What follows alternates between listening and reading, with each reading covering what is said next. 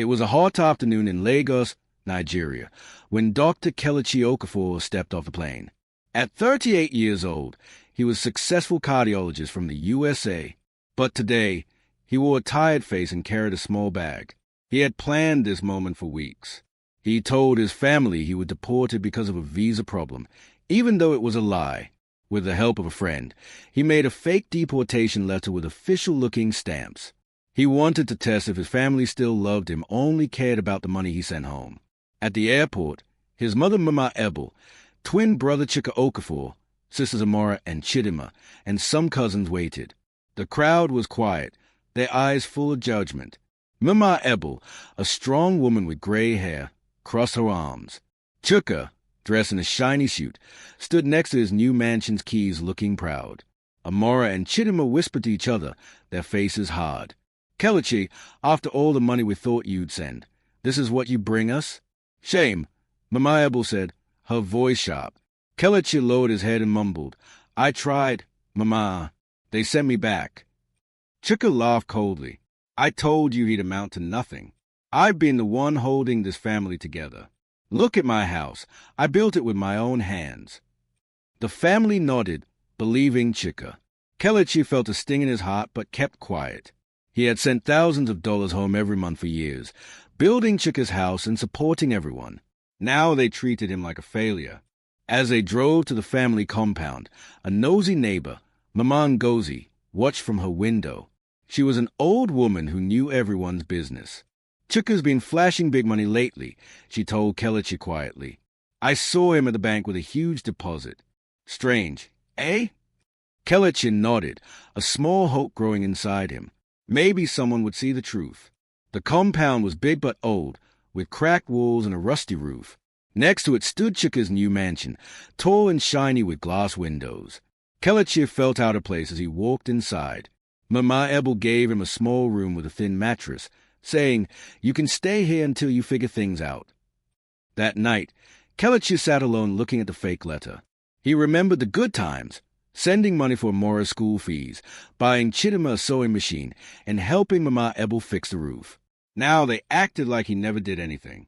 He wondered if the test was a mistake, but he was determined to see it through. The next morning, Amora brought him cold tea without a word. Chidima ignored him completely. Chika walked by with a smirk, showing off his new car keys. "Work hard, brother," he said. "Maybe you'll catch up one day." Kelechi clenched his fist but stayed silent. He noticed a strange look in Chika's eyes. Something wasn't right. As the day went on, he overheard Mama Ebel and Chika talking in the kitchen. "It's a disgrace," Mama Ebel said. "We raise him better." "Don't worry, Mama," Chika replied. "I'll handle everything. He won't ruin what I built." Kelechi felt a chill. He had come home to test their love, but now he wondered if he'd uncover something darker. That evening, Mama Ngozi knocked on his door, holding an old photo of Chika with a man she called a troublemaker. "Be careful, Dr. Kelechi," she whispered. "Something's not right here." The next few days were hard. Amora and Chidima refused to cook for him, leaving him to eat bread and water. Mama Ebel lectured him every morning. Chika strutted around showing off. One night, Kelechi sneaked into Chika's mansion. In a hidden drawer, he found a ledger, large transfers from K.O., his initials. Chika caught him but let him go. Kelechi shared the evidence with Mama Ngozi. Then he saw Chika with a Scarface man. Something was deeper than family betrayal. He took a photo. At dinner, Chika publicly lied that Kelechi never sent money. Mama Ebel slapped Kelechi. But Kelechi had recorded it all. Cousin Abuka later told him he'd seen Kelechi's name on Chika's bank statements. Kelechi snuck back, found more forged documents, and took photos. Again, Chika caught him. "Get out. Stay out." Kelechi showed a book of the evidence. Later, Chika argued with the Scarface man, possibly a criminal. Mama Ebel demanded proof or he should leave. Kelechi promised. Soon. That night, someone slipped a note under his door. "Stop digging or you're next." Later, he gathered the family. In candlelight, he revealed the forged letter, bank records, and played the dinner recording. Silence followed. Mama Ebel finally broke. Chika told me you stopped helping years ago. I didn't want to break the family. Amora and Chidinma wept. Auntie Ifunanya spoke. Chika once threatened me to keep quiet. Threatening Chika. It was clear he was part of a syndicate. Kelechi's fake test had uncovered real danger. Kelechi fled to a small apartment. Soon after, he received another threat and a bullet casing. He prepared to leave. Muma, Ebel, and Amora tried to stop him. "We need you," they begged. But he replied, "You chose Chika's lies." Chika later returned, begging for help. The syndicate was after him. Kelechi refused. A car screeched. The scarred man shouted, "Chika, time's up." Chika vanished into the night. Kelechi booked his flight.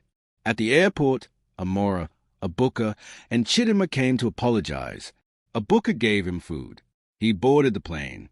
A stranger watched him on the flight. Kelechi feared it wasn't over. Months later in New York, a letter arrived. A boy, Sumto, was possibly his son. Chika was in jail. The family was in ruins. Kelechi stared at the photo. Outside, a man stood in the snow, smoking. He had a scar on his cheek. The story wasn't over. Kelechi closed the curtains and held the photo of the boy closer. Sumto had his eyes, no doubt. Could it be true? Was this a legacy he left behind in Nigeria? Not just betrayal, but an innocent child caught in the chaos? The letter said the boy's mother had passed. No one to care for him. No more lies, no more running, Kelechi thought. He picked up his phone and dialed a contact at the Nigerian embassy. "I need to verify a child's identity. And if it's true, I'm bringing him here," he said firmly. Outside, the scarred man still watched. Kelechi didn't flinch this time. He pulled the curtain aside and looked him straight in the eyes. The man dropped his cigarette and walked away into the snowy street. Maybe the danger had passed. Maybe it hadn't. But Kelechi was no longer afraid. He turned to the window and whispered, "If Sumto is truly my son, I'll give him the life they tried to steal from me." Then he smiled, not because everything was okay, but because he had survived. The story of Dr. Kelechi Okafor wasn't about revenge.